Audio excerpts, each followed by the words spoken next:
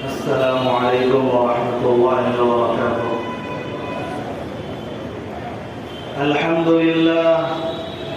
لله نحمده ونستعينه ونستغفره ونؤمن به ونتوكل عليه ونعوذ بالله من شرور أنفسنا ومن سيئات أعمالنا. من يهده الله فلا مضل له ومن يضلله فلا هادي له، ونشهد أن لا إله إلا الله وحده لا شريك له، ونشهد أن سيدنا ومولانا محمدا عبده ورسوله. اللهم صل على سيدنا محمد وبارك وسلم وعلى آله وأصحابه أجمعين. أما بعد، فأعوذ بالله من الشيطان الرجيم. بسم الله الرحمن الرحيم. اقرأ باسم ربك الذي خلق، خلق الإنسان من علق.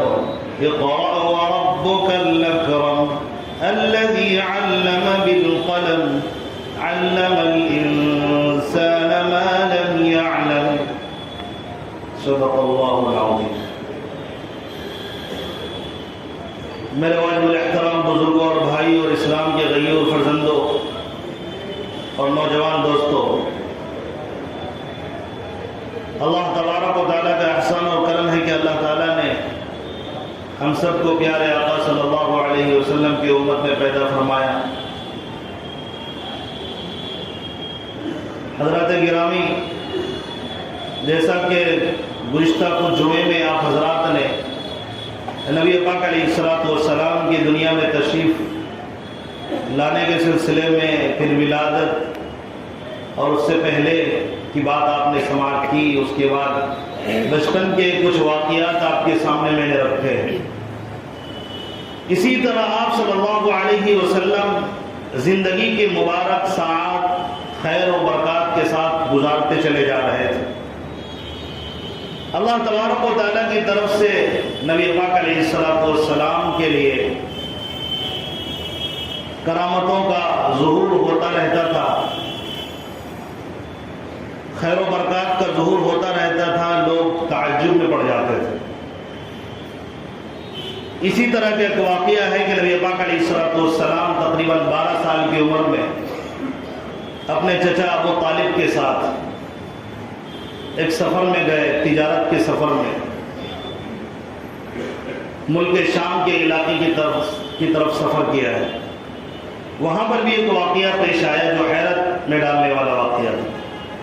وہاں ایک راہب سے ملاقات ہوئی جو توریت اور انجیل وغیرہ کا ماہر ہوتا ہے. اس نے دیکھتے ہی نبی پاک علیہ السلام کو پہچان لیا.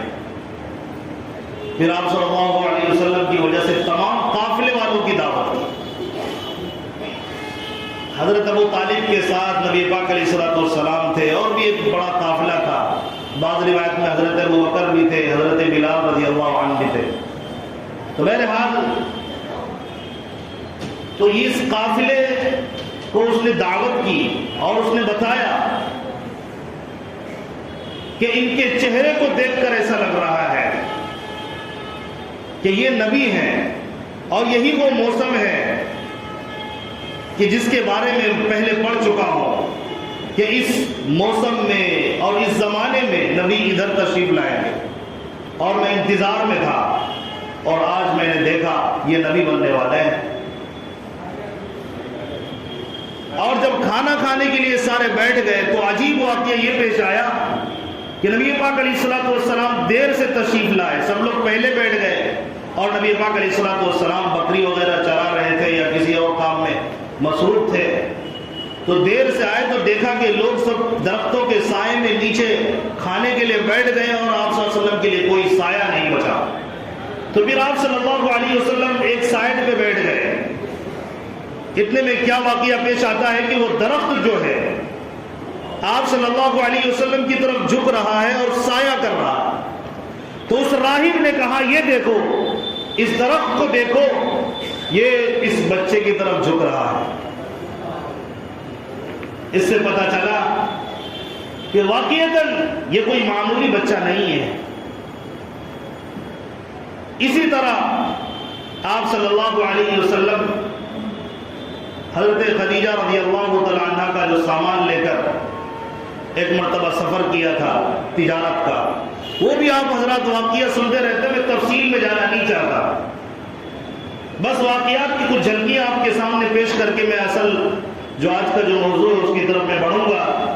لیکن ہمیں پڑھنا چاہیے، پیارے آقا صلی اللہ علیہ وسلم کی زندگی کی ایک ایک گھڑی قیمتی ہے۔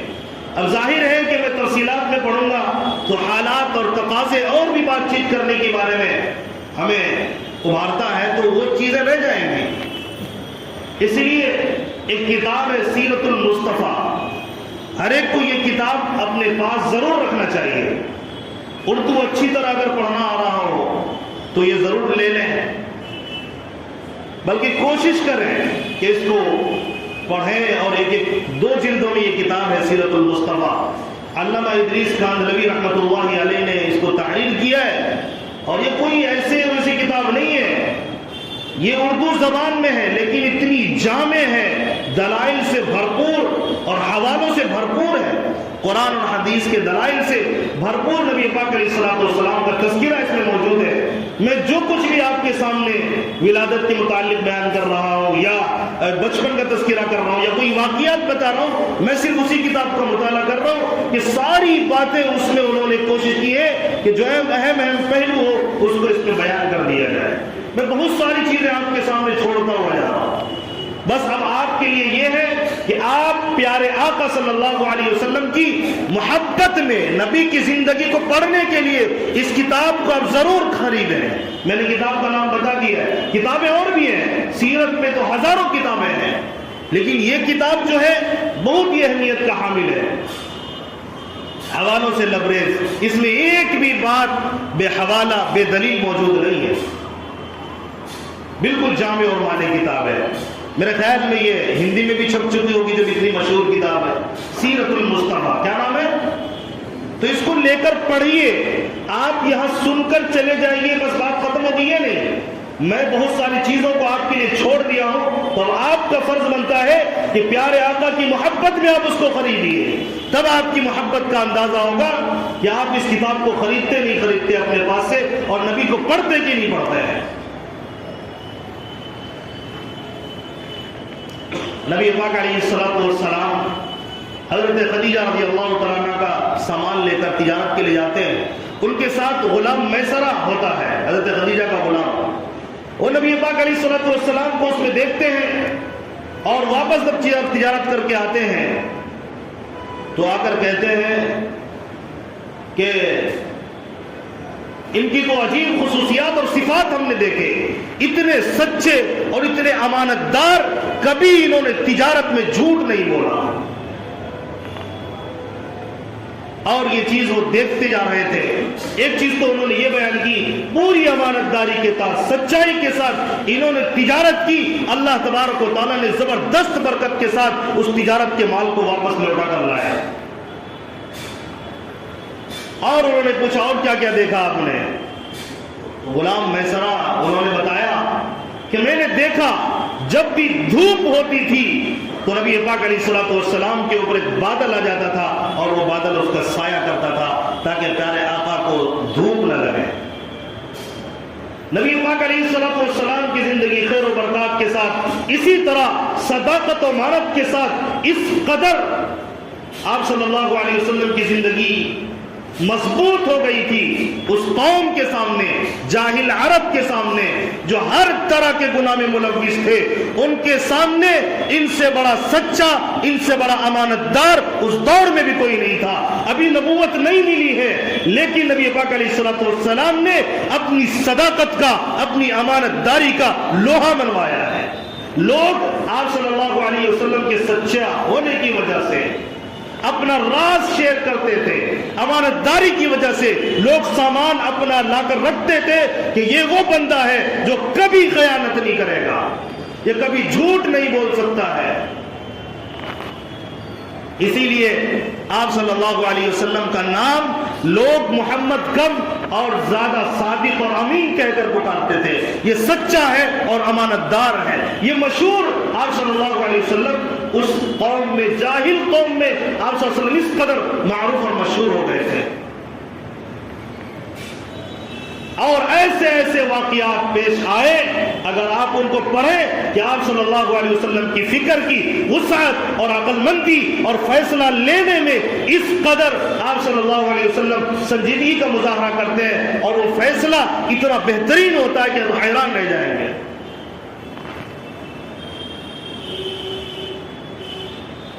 واقعات پڑھیں, سیرت پڑھیں, پیارے آقا صلی اللہ علیہ وسلم کی زندگی کو پڑھنے کی ضرورت ہے. ہماری کوتاہی اور غفلت بہت زیادہ بڑھ چکی ہے.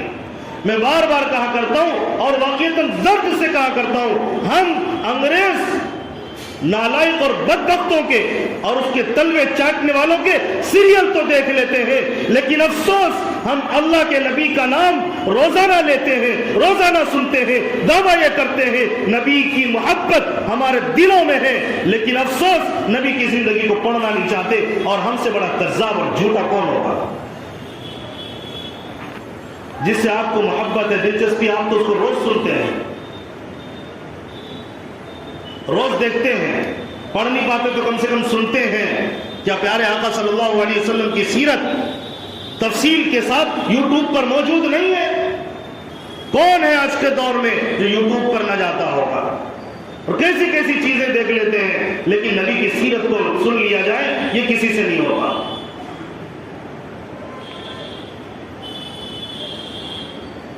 حضرت مولانا خیر محمد حجازی مکی دامت برکاتہ مسجد حرام میں مدرس ہیں. ان کا تفصیل سے سیرت النبی پہ بیان موجود ہے, آدھا گھنٹے کا کلپ موجود ہے. آپ اس کو سماعت کریں, سنیں بیٹھ کر, آدھا گھنٹہ روزانہ نکال کر, پھر آپ کے دل کے اندر جو پاکیزگی اور نورانیت آئے گی اور جو آپ صلی اللہ علیہ وسلم سے محبت ہوگی, پھر آپ کا دیدار بھی آپ کریں گے خواب میں, اور آپ صلی اللہ علیہ وسلم کی زندگی کے مطابق اپنی زندگی کو بنانے کی فکر کریں گے. جب تک سنیں گے نہیں پھر کیسے ہم آگے بڑھیں گے؟ آپ صلی اللہ علیہ وسلم کے وقت آپ صلی اللہ علیہ وسلم اسی طرح زندگی گزارتے جا رہے تھے. 40 سال کی عمر آپ صلی اللہ علیہ وسلم کی ہو گئی. بیچ میں حضرت خدیجہ رضی اللہ تعالیٰ عنہ سے آپ صلی اللہ علیہ وسلم کا نکاح ہوا 25 سال کی عمر میں, اور حضرت خدیجہ بیوہ تھی. ان کی شادی ہو چکی تھی, ان کے شوہر کا انتقال ہو چکا تھا. اس کے باوجود نبی پاک علیہ الصلوۃ والسلام کو انہوں نے پیغام دیا تو نبی نے ایکسپٹ کیا, قبول کیا, اور آپ صلی اللہ علیہ وسلم نے اس بیوہ خاتون سے نکاح کیا. اور اللہ تبارک و تعالیٰ نے امت مسلمہ کی ماں ان کو بنایا. حضرت خدیجہ الکبریٰ رضی اللہ تعالیٰ عنہ سے اس قدر نبی محبت فرماتے کہ جب تک وہ موجود تھی آپ صلی اللہ علیہ وسلم نے دوسرا نکاح نہیں کیا. اس قدر نبی پاک علیہ الصلوۃ والسلام کے ساتھ ان کا لگاؤ اور تعلق تھا. آپ اگر پڑھیں گے, اور آپ صلی اللہ علیہ وسلم کے اوپر انہوں نے اتنی محنت کی, ہر اعتبار سے, خدمت کے اعتبار سے, مالی خدمت کے اعتبار سے, آپ صلی اللہ علیہ وسلم کے اوپر انہوں نے ہر مال اور مال کے جو ڈھیر ہوتے ہیں آپ صلی اللہ علیہ وسلم کے اوپر لٹا دیا. انہوں نے جب بھی ضرورت پڑی آپ صلی اللہ علیہ وسلم کے لیے خرچ کیا.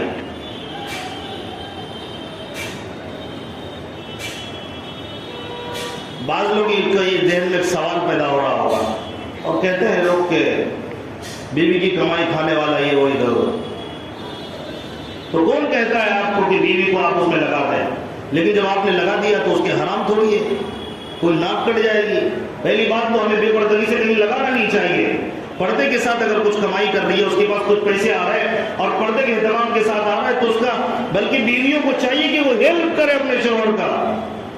ایسا نہیں کہ شوہر تو خرچ کرتا رہے اور بیوی کے پاس مال ہو اور اس کے پاس زیورات ہوں, سونے چاندی وغیرہ ہو, اور یہ خرچ کرنے کے لیے تیار نہ ہو, کنجوسی اور بخل سے کام لے کہ میرے اوپر تو کوئی ذمہ داری نہیں ہے. اس واقعے سے پتہ چلتا ہے اگر کرنا چاہے تو کر سکتی, آگے بڑھ چل کر کرنا چاہیے, تعاون کرنا چاہیے, اس میں پیچھے نہیں ہٹنا چاہیے.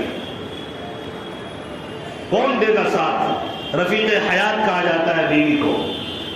کس قدر آپ صلی اللہ علیہ وسلم کی ساتھ انہوں نے نبھایا. 40 سال کی عمر میں نبی پاک علیہ الصلوۃ والسلام بار بار غار حرا تشریف لے جاتے تھے. جو غار ہے مکہ میں مسجد حرام سے تھوڑے کچھ کلومیٹر کے فاصلے پر، اس غار میں آپ صلی اللہ علیہ وسلم جاتے اور وہاں پر اس غار میں بیٹھ کر کئی دن رک جاتے، 2 دن 3 دن تک کچھ کھانا لے جاتے، ستو وغیرہ لے جاتے اور کچھ کھانا لے جاتے توشہ باندھ کر، اس کو کھاتے اور آپ صلی اللہ علیہ وسلم جب تک وہ توشہ چلتا رہتا وہاں بیٹھ کر اللہ کو یاد کرتے تھے۔ ہمیں کہا جاتا ہے 5-10 منٹ بیٹھ کر اللہ کو یاد کریں، یہ ہم سے برداشت نہیں ہوتا۔ اور پیارے آقا صلی اللہ علیہ وسلم اکیلے بیٹھ کر رب کی مخلوقات میں غور کرتے اور رب کو یاد کرتے تھے۔ اس وقت میں کون سی عبادت کرتے تھے؟ یہی عبادت تھی، اپنے رب کو دل میں یاد کرتے، مخلوقات میں غور کرتے، کبھی پہاڑوں میں، کبھی شجر میں، کبھی حجر میں، کبھی مخلوقات میں گم ہو جاتے، کبھی آسمان دیکھتے، کبھی زمین دیکھتے، مخلوقات کو دیکھتے اور اللہ کو یاد کرتے تھے کہ اللہ تبارک و تعالیٰ کی کیسی کاریگری ہے۔ ایک بات ہمیشہ یاد رکھ لیجئے، یہ کئی کتابیں پڑھنے کے بعد آپ کو ملے گا، لیکن میں آپ کو بتا رہا ہوں، اس کو نوٹ کر لیجئے اور سمجھ لیجئے کہ جن کو نبوت ملنے والا ہوتا ہے وہ نبوت ملنے سے پہلے تمام لوگوں میں سب سے بڑے ولی اور سب سے بڑے سچے اور سب سے پاکیزہ ہستی ان کی نبوت سے پہلے بھی ہوتی ہے۔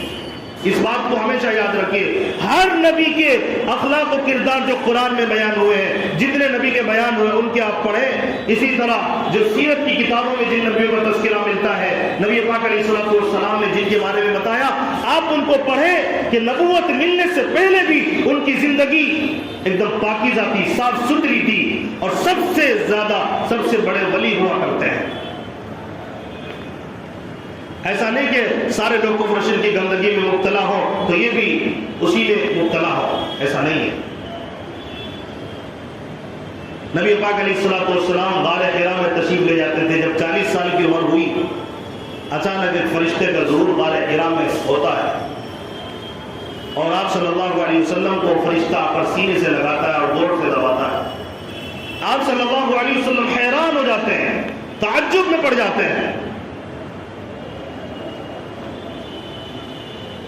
پھر آپ صلی اللہ علیہ وسلم کو وہ کہتا ہے فرشتہ حضرت جبرائیل علیہ السلام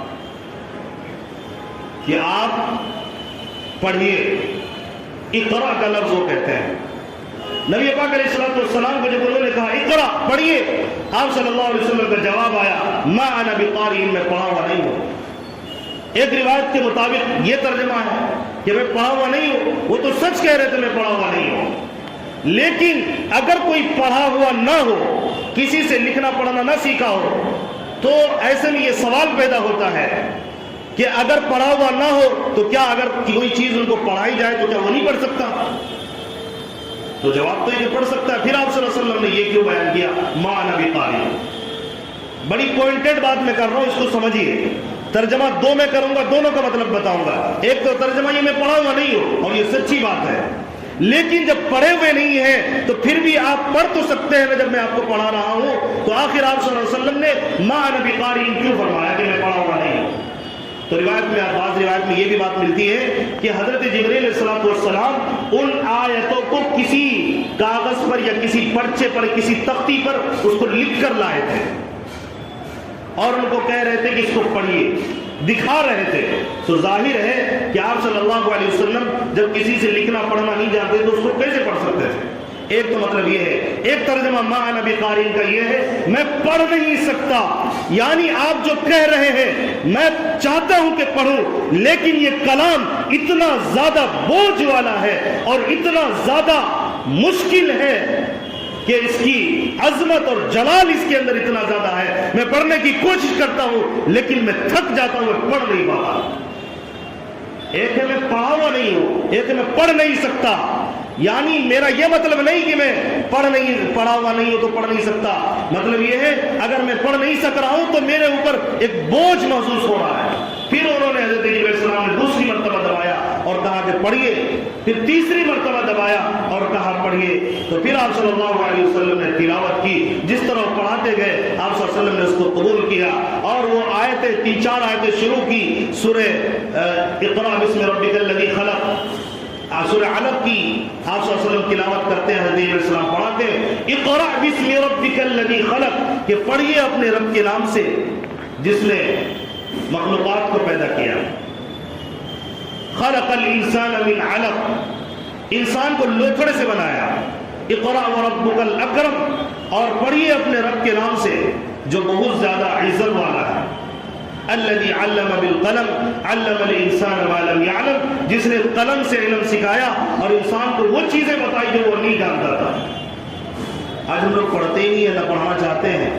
پھر اس کے بعد جو واقعہ پیش آیا، آپ صلی اللہ علیہ وسلم یہاں سے نکلتے ہیں، پھر حضرت خدیجہ کے پاس آتے ہیں، جو بھی واقعات پیش آتے ہیں آپ صلی اللہ علیہ وسلم سے آپ حضرات سے یہ گزارش ہے کہ آپ آئندہ جمعہ وقت مقرر پر تشریف لائیں، انشاءاللہ اس پر تفصیل سے روشنی ڈالی جائے. اس کے بعد کیا واقعہ پیش آیا یہ سننے کی بات ہے. اور یہاں یہ بات کہی گئی کہ لوگ عادی ہیں شراب کے، لوگ زنا کے عادی ہیں، ہر طرح کے گناہ میں ملوث ہیں، لیکن تعلیم یہ دی جا رہی ہے پڑھیے.